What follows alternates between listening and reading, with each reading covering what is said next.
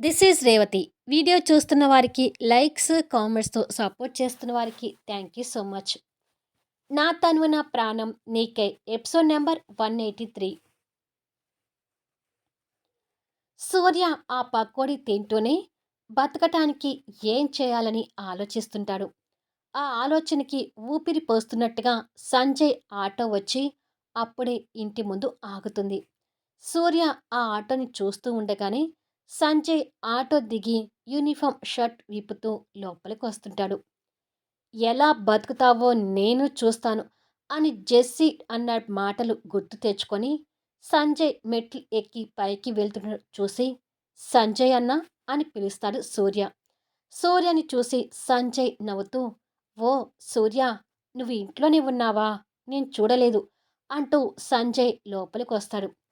కూర్చో అన్నా అంటూ సూర్య ఎదురుగా ఉన్న చైర్ చూపిస్తాడు. పర్వాలేదులే సూర్య అంటాడు సంజయ్. ముందు నువ్వు కూర్చో అన్నా, నీతో మాట్లాడాలి అంటాడు. నాతో మాట్లాడడానికి ఏముంది సూర్య అంటూ సూర్యకి ఎదురుగా కూర్చుంటాడు. ఆటో మీద ఎలా ఉంది, ఐ మీన్ సంపాదించుకోగలుగుతున్నావా అని అడుగుతాడు. సంపాదిస్తున్నానా అంటే లక్షలేమీ సంపాదించటం లేదులే కానీ ఇల్లు గడుస్తుంది, పిల్లలు చదువులు వెళ్ళిపోతున్నాయి అని చెప్పి, అయినా ఇదెందుకు అడుగుతున్నావు అని అంటాడు సంజయ్. అంటే నేను కూడా ఆటో నడిపితే ఎలా ఉంటుందనే ఆలోచన వచ్చిందన్నా అంటాడు సూర్య. సూర్య మాటలకు అతను ఆశ్చర్యపోతూ, నువ్వు ఆటో నడపడం ఏంటి సూర్య, నువ్వు పెద్ద పెద్ద చదువులు చదువుకున్నావు కదా, ఆటో మీద బతకటం ఏంటి అని అడుగుతాడు సంజయ్. కొన్నిసార్లు పరిస్థితులు తలక్రిందులవుతాయని నా విషయంలో పూర్తిగా అర్థమైందిలే అన్నా అంటాడు సూర్య. సంజయ్ అది విని బాధపడుతుంటాడు. కానీ పరిస్థితుల్ని చెప్తున్నాడు కాబట్టి ఆలోచించి, ఖచ్చితంగా నువ్వు ఆటో నడపాలి అనుకుంటే నాకు తెలిసిన వాళ్ళది ఒక ఆటో బేరానికొచ్చింది సూర్య అంటాడు సంజయ్. కానీ ఆటో కొనడానికైనా డబ్బులు కావాలి కదా అని సూర్య మనసులో అనుకొని, సరేలే అన్నా, నేను మళ్ళీ తర్వాత మాట్లాడతానులే అంటాడు సూర్య. సరే సూర్య అని సూర్యని బాధగా చూస్తూనే సంజయ్ పైకి వెళ్ళిపోతాడు. సూర్య అదే ఆలోచనలో ఉండిపోయి, ఆటో కొనాలన్నా లక్షల్లో ఉంటుంది, కానీ చేతిలో చిల్లి గవ్వలేదు అని అనుకుంటాడు. సంజయ్ లోపలికొచ్చి ఎదురుగా వచ్చిన పిల్లల్ని ఎత్తుకొని ముద్దు చేసి తర్వాత మరో పక్క రూములోకి వెళ్ళి మైథిలికి మోహన్కి మధ్య ఉన్న స్నేహం గురించి సంజయ్కి తెలుసు కాబట్టి మోహన్కి ఫోన్ చేస్తుంటాడు. సాక్షితో కలిసి ఆఫీస్లో ఉన్న మోహన్ ఫోన్ లిఫ్ట్ చేసి, చెప్పు సంజయ్, సూర్య ఎలా ఉన్నాడు అని అడుగుతాడు. వాళ్ళ విషయాలన్నీ సాక్షికి కూడా తెలిసింది కాబట్టి మోహన్ మాటలు వింటూ ఉంటుంది. సూర్య గురించి మాట్లాడదామని ఫోన్ చేశాను, ఆటో నడుపుకునే ఆలోచనలో ఉన్నాడు అని చెప్తాడు. అది విని ఆశ్చర్యపోవడం మోహన్ వంతు అవుతుంది. కొద్దిసేపటికి ఇదే విషయం గురించి మైథిలి కళ్యాణ్తో ఫోన్లో మాట్లాడుతుంటాడు. స్పీకర్ ఆన్లో ఉంటే మైథిలి కళ్యాణ్ పక్కన కూర్చొని ఆ మాటలు వింటూ ఉంటుంది. ఆ పరిశ్రమ చేసిన పబ్లిసిటీ పుణ్యాన సూర్యకి ఎక్కడా జాబ్ దొరికే పొజిషన్ లేదు కళ్యాణ్. మన సహాయం తీసుకోవడానికేమో సూర్య సిద్ధంగా లేడు. సూర్య ఆటో తిప్పాలనే ఆలోచనలో ఉన్నా ఆటో కొనడానికి కూడా డబ్బులు లేని పరిస్థితిలో ఉన్నాడు అంటాడు మోహన్. కళ్యాణ్ ఆ మాటలు విని మైథిలి వైపు చూస్తాడు. సూర్య ఆటో తిప్పుకునే పరిస్థితి రావటం ఏంటి మోహన్ అంటూ బాధపడుతుంది మైథిలి. జీవితం అనేది మనం కన్న కలలో ఊహల్లో ఉన్నట్టుగా ఉండదు మైథిలి. అన్ని కష్ట సుఖాలు దాటుకొని వస్తేనే అది జీవితం అవుతుందని కొత్తగా నేను నీకు చెప్పాల్సిన అవసరం లేదు. సూర్య బాగుండాలని నువ్వు కూడా ఎన్నో ఆశలు పెట్టుకొని ఉండొచ్చు. కానీ సూర్య ఆటో తిప్పుకున్నంత మాత్రాన తప్పేముంది? అన్యాయంగా అక్రమైన దారుల్లో వెళ్తానని సూర్య చెప్పడం లేదు కదా అంటాడు మోహన్. దానికి కళ్యాణ్ మాట్లాడుతూ, సూర్య భవిష్యత్తు మీద తను ఎన్నో ఊహలు పెంచుకుంది మోహన్. తీరా ఇప్పుడు ఆటో డ్రైవర్గా అనేసరికి తను తట్టుకోలేకపోతుంది. ప్రస్తుతానికైతే సూర్య నిర్ణయాన్ని యాక్సెప్ట్ చేద్దాం. కానీ మన సహాయం తీసుకొని సూర్య ఆటో కొనడానికి మన దగ్గర డబ్బులు తీసుకుంటారనే నమ్మకం నాకు లేదు అంటాడు. నేను అదే అనుకుంటున్నాను అంటాడు మోహన్. కానీ మైథిలి ఆ డబ్బుల గురించి ఆలోచిస్తుంటుంది. మరుసటి రోజు మైథిలి, కళ్యాణ్ సూర్యకి ఎదురుగా కూర్చొని ఉంటారు. ఇప్పుడు ఆటో ఎలా తీసుకోవాలనుకుంటున్నావు సూర్య అని అడుగుతాడు కళ్యాణ్. అదే నాకు అర్థం కావడం లేదు. అలా అని మీరు సహాయం చేస్తానని మాత్రం అనకండి అంటాడు సూర్య. కళ్యాణ్ పక్కన కూర్చున్న మైథిలి వైపు చూస్తాడు. మైథిలి అక్కడి నుండి లేచి రాజేశ్వరి గారు ఉండే రూమ్లోకి వెళ్తుంది. అక్కడ బీరువా లాక్ తీసి కొంత అమౌంట్, కొంత బంగారాన్ని బయటకు తీస్తుంది. వాటితో బయటకొచ్చి సూర్య అని పిలుస్తుంది. మైత్రి చేతిలో కొంత డబ్బు, బంగారం కనపడటం చూసి ఆశ్చర్యంగా లేచి నిలబడతాడు.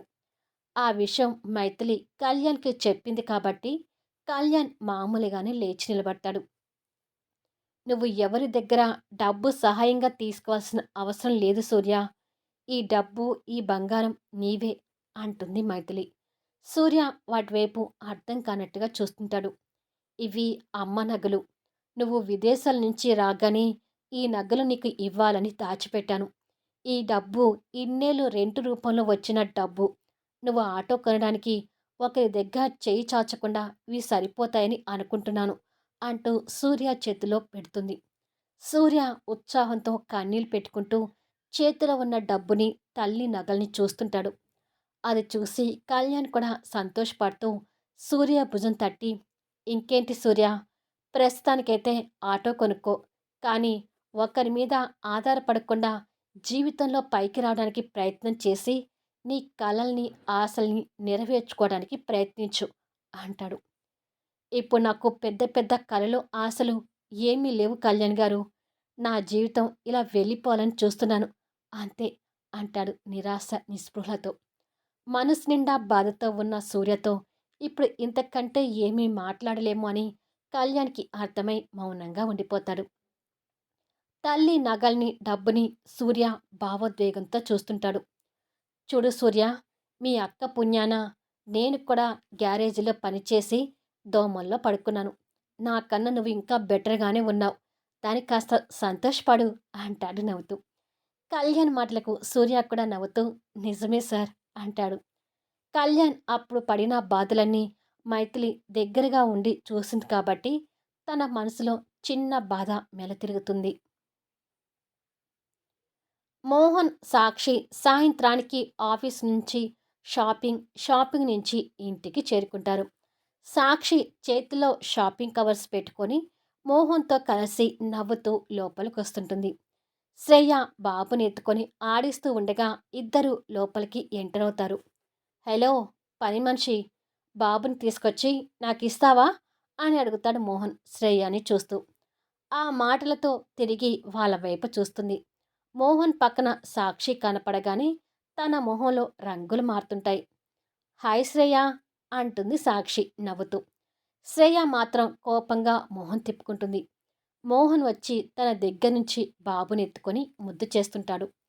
శ్రేయ మాత్రం సాక్షి చేతిలో ఉన్న షాపింగ్ కవర్ చూసి ఈ మోహన్ని అమాయకుని చేసి శుభ్రంగా నాకేస్తుంది ఈ మహాతల్లి అని తనలో తను తిట్టుకుంటుంది. సాక్షి షాపింగ్ కార్స్ పక్కకు పెట్టి మోహన్ దగ్గరికి వెళ్ళి మోహన్తో కలిసి బాబుని ఆడిస్తూ ఉంటుంది.